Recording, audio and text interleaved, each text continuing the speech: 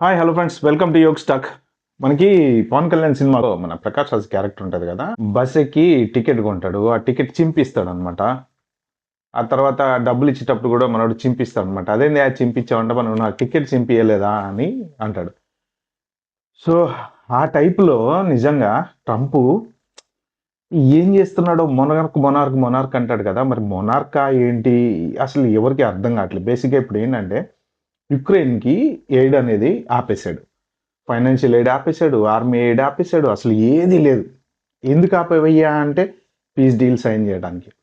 అంటే బెదిరిస్తున్నాడా, భయపెడుతున్నాడా, లేకపోతే సాయం చేస్తున్నాడా, ఏం చేస్తున్నాడు అనేది మాత్రం అర్థం కావట్లేదు. ఇక్కడ అప్పుడు యాక్చువల్‌గా 1994లో వాళ్ళు న్యూక్లియర్ ఆర్మ్స్ అన్నీ హ్యాండ్ ఓవర్ చేసినప్పుడు అందరూ కలిసి పాపం ఏమన్నారంటే, అప్పుడు రష్యా కూడా ఏమన్నది, మీకు ఏ సపోర్ట్ కావాలన్నా ఇస్తాము 120% దాంట్లో డౌట్ ఏం లేదు. నీ మీదకి ఎవడన్నా వస్తే మేము చూసుకుంటాం రబ్బాయ్ అన్నట్టు మాట్లాడారు. చివరికి ఇప్పుడు ఏంటి అంటే నాటోలో జాయిన్ చేసుకోమంటే జాయిన్ చేసుకోవట్లేదు. దాన్ని పెండింగ్ పెట్టారు. పోనీ నో ఫ్లై జోన్ డిక్లేర్ చెయ్యి అంటే డిక్లేర్ చేయలేదు. అంటే యుక్రెయిన్ అడిగిన ఏది చేయట్లేదు. కానీ యుక్రెయిన్ నాటోలో జాయిన్ కావద్దని మాత్రం పుతిన్ మాత్రం చంపుతున్నాడు యుద్ధం చేసి.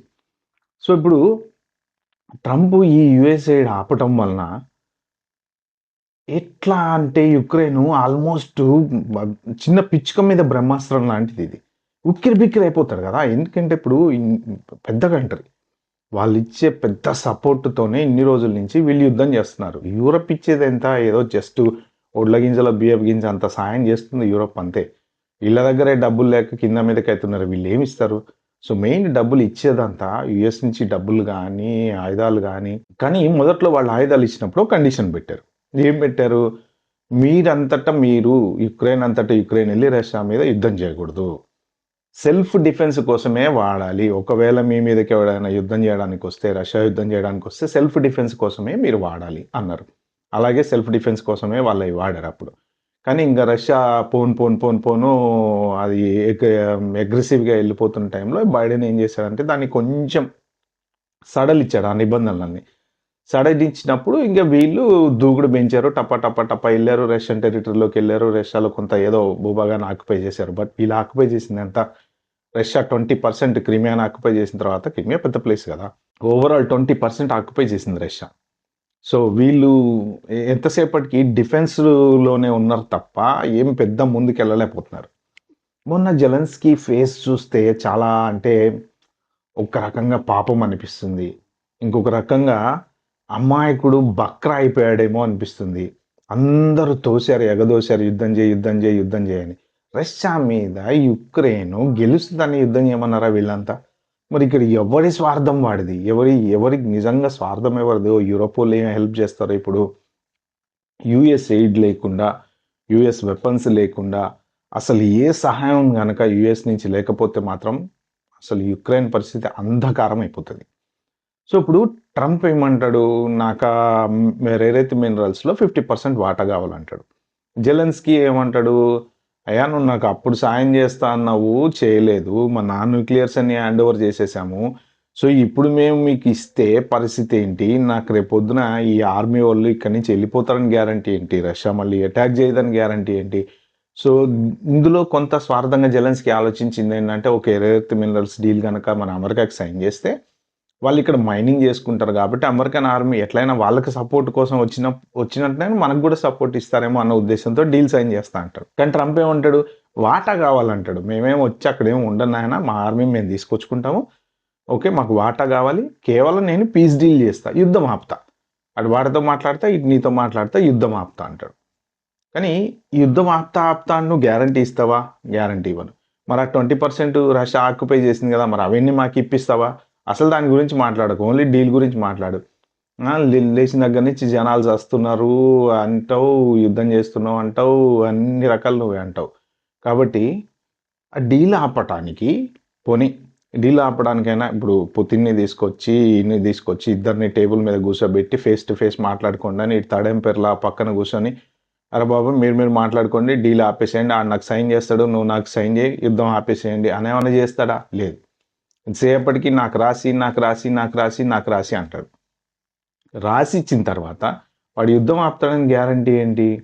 ఇప్పుడు ప్రెజెంట్ ఉన్న సిచ్యువేషన్‌లో వీళ్ళు యూఎస్ ఎయిడ్ ఆపేసిన తర్వాత అంటే పుతిన్ గూడా కొంత ఆలోచనాపరుడే. అంటే మరీ అంత రాక్షసుడేం గాదు. ఇప్పుడు కరెక్ట్‌గా చెప్పాలంటే ఆ ప్లేస్‌లో ఎవరున్నా అదే జేస్తారేమో అనిపిస్తది. ఎందుకంటే ఇప్పుడు యుక్రెయిన్ కరెక్ట్ బోర్డర్‌లో ఉంది.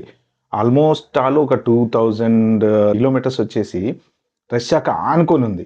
నాటోలో 32 దేశాలున్నాయి. ఈ 32 దేశాలు ఈళ్ళు మిలిటరీ ఎక్విప్‌మెంట్ తీసుకొచ్చి రష్యాకి పక్కన బోర్డర్‌లో పెడితే పక్కలో బల్లెంలాగా ఇట్ట నొక్కితే ఎళ్ళిపోతాయి గదా! పక్కనే గదా!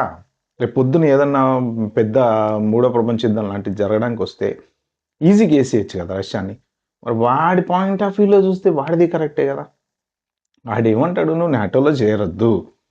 నువ్వు నాటోలో చేరకుండా ఉంటే నో ప్రాబ్లమ్. మేమేమో అనమంటాడు." మరి వీడెందుకు పంతానికి పోయి నాటోలో చేరతా, నాటోలో చేరతా, నాటోలో చేరతా అన్నాడు.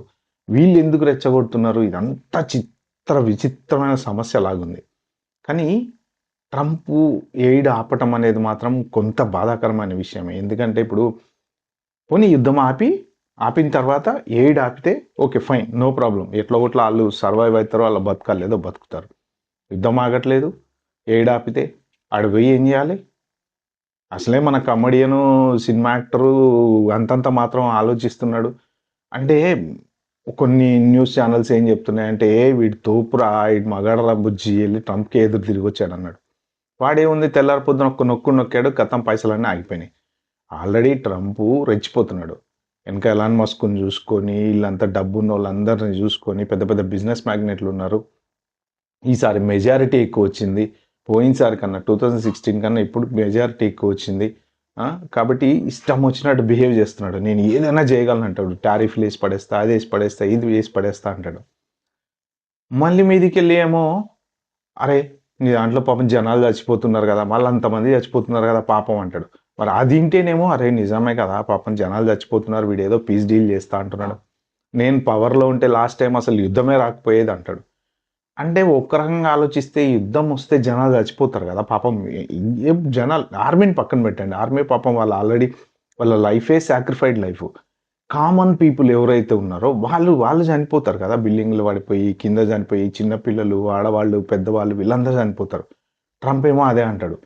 నేను ఆపిస్తా నీకెందుకంటాడు. జెలెన్స్కీ ఏమో ఎట్లా ఆపిస్తావు అసలు ఆళ్ళు అటాక్ చేయరని నాకు నాకు గ్యారంటీ ఇప్పించు. గ్యారంటీ ఇప్పిస్తే నేను నీకు రేర్ మినరల్స్ రాసిస్తా అంటాడు. మరి ఇది బిజినెస్ చేస్తున్నారా? లేకపోతే డీల్ చేస్తున్నారా? లేకపోతే ఏం చేస్తున్నారనేది మాత్రం పెద్ద కన్‌ఫ్యూజన్ అయితే ఉంది. అప్పటికి పాపం Zelensky okay. Fine. No problem. నేను ఓకే. సైన్ చేస్తా డీల్ అని ఫస్ట్ రోజు గొడవైనా మళ్ళీ తెల్లారి పొద్దున కొంచెం డౌన్ అయ్యాడు. ఒక వీడియో ఒకటి పెట్టాడు. అమెరికాకి ఆల్‌వేస్ థాంక్ యూ. మాకు అమెరికా సపోర్ట్ వల్లే ఇన్ని రోజుల నుంచి మేము మంచిగా ముందుకెళ్తున్నాం అని చెప్పాడు. కానీ ఏ రకంగా చూసినా అప్పుడు అడిగినప్పుడు ఏంటి నాటోలో సభ్యత్వం ఇమ్మంటే ఇవ్వలేదు. నో ఫ్లయింగ్ జోన్ డిక్లేర్ చేయమంటే చేయలేదు. ఆర్మీ సపోర్ట్ కావాలంటే ఓన్లీ మేము ఆర్మీ సపోర్ట్ సెల్ఫ్ డిఫెన్స్‌కే వాడుకోండి అని చెప్పారు. ఇన్ని కండిషన్‌లు పెడుతున్నారు. పోనీ ఈ పక్కన ఒక్క పుతిన్‌ని ఇటు యూరోప్ ఇంతమంది ఉన్నారు కదా! ఎవ్వరు కంట్రోల్ చేయలేకపోతున్నారు. యూరోప్ వాళ్ళందరూ ఏమంటారంటే ఏదన్నా కొంచెం ఎమికబుల్ డీలు అనేది మనకు ఉండాలి గదా! అంటారు. ఈళ్ళేమి ఎమికబుల్ డీల్ గురించి మాట్లాడుతున్నారు అసలు పోనీ యూరోపోళ్ళందరూ కలిసి ట్రంప్ దగ్గరికెళ్ళి ఇగో ఇది ఎమికబుల్ డీలు ఇలా చేద్దాము. ఆడు నీకు రేర్ ఎర్త్ మినరల్స్ అంటే సపోర్ట్‌కెళ్ళాలి గదా! ఇప్పుడు వాళ్ళంతా నైబర్ కంట్రీసే గదా!